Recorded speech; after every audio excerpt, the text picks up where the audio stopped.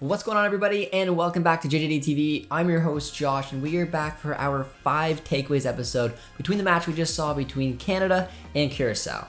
Now, this was an interesting week for Canadian national team fans, but we are ending it on a pretty good note. So hopefully you guys are excited for this, and if you are, be sure to drop a like, drop a sub, and let's get into the takeaways now.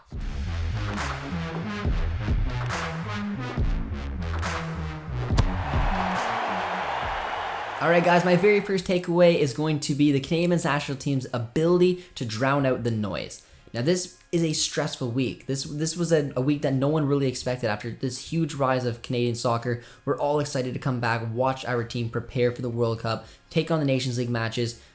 2 canceled friendlies later, a lot of disputes here, there, conversations are going on, negotiations are going on, and for the Canadian national teams to put all that aside, to get on the pitch and have the performance that they did was exceptional. They had it right from the off, and I literally mean that right from the off. If you look at the kickoff, Stephen Eustachio plays it forward to Tejan Buchanan, and the Canadian men's national team just simply outclassed Curaçao. They were the better team over 90 minutes by a mile. They could have scored more. There's a couple little sprouts here and there where Curaçao had an opportunity, but this was a very composed performance. This was a professional performance from Canada, and they were up for it. And I wasn't sure with the mentality because this could be stressful on the players, but they put it aside. They went on the pitch. This brotherhood came together like you'd expect them to do, and they got the job done. My second takeaway, guys, is going to be Alphonso Davies, and how can I not talk about him? This is the homecoming that he dreamed of. Maybe not the perfect because of the week, but he returned to BC Place. He scored 2 goals, and in that first one, he stripped the player for the ball. He went into the box, drew the penalty, said, listen, Laren, I'm taking this. Buried it with a composed penalty, found another goal on top of that, a nice brace from Alphonso Davies, showing the quality. Watching him skip by players is absolutely exceptional. This is a world-class player. He's a world-class player for a reason, and we were very, very lucky to have him. My third takeaway, guys, is going to be substitutions. When I mentioned those couple little dull situations that were happening throughout the match, I was kind of like, you know what, this is an opportunity that John Herman can just utilize the team a little bit, get some players substituted into the match, and try to change it up.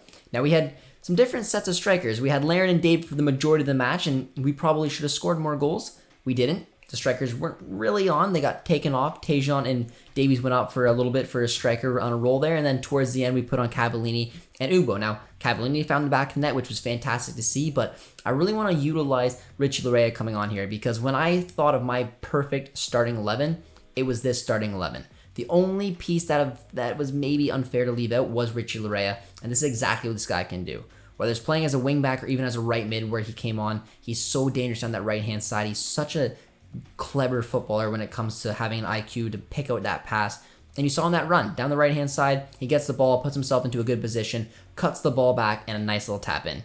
And the same thing goes for Lucas Cavallini finding his goal, using the body, holding up the player, finding an ability to get in there, and showing this is why he's on this team. There was the form issue with Cavallini for a long time, but he's finding his form at the Whitecaps. He came on late in the match for the Canadian national team, and he got his 17th international goal.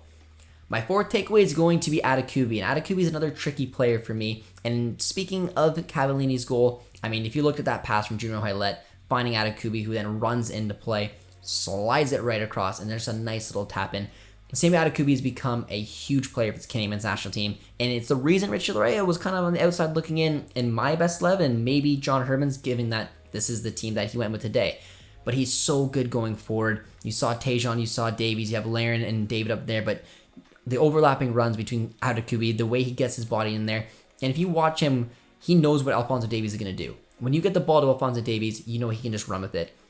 And oftentimes, he will drift out wide, he will open his body up, he'll get that one touch, and he'll just play it on. He just lays it on because he knows exactly where Davies is going to be. He's very good at that, and he's also good at doing the runs themselves.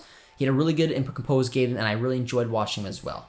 And my fifth and final takeaway tonight, guys, is going to be, I'm gonna put a splash of Portuguese. Now, I mean, they're both Portuguese in their background, but I mean, it's Eustachio, but I'm also give a little love to Vitória in there because Stephen Eustachio is just a classy player. He is so good on possession, the passes, the control, the tempo that he has.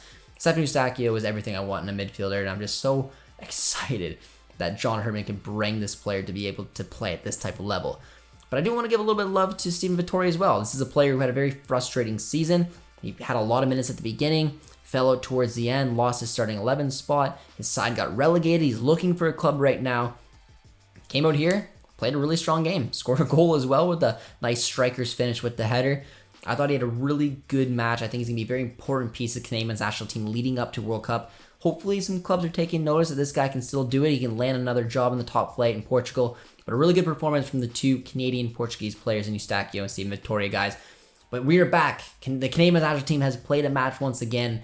We have another match coming up against Honduras. We'll have our preview, watch along, and 5 takeaways video for that as well. And then keeping an eye on that September window, getting ready for the World Cup. So hopefully you guys did enjoy this 5 takeaways video. And if you did, as always, be sure to drop a like, drop a sub as well, and we'll see you guys in the next one. Cheers, friends.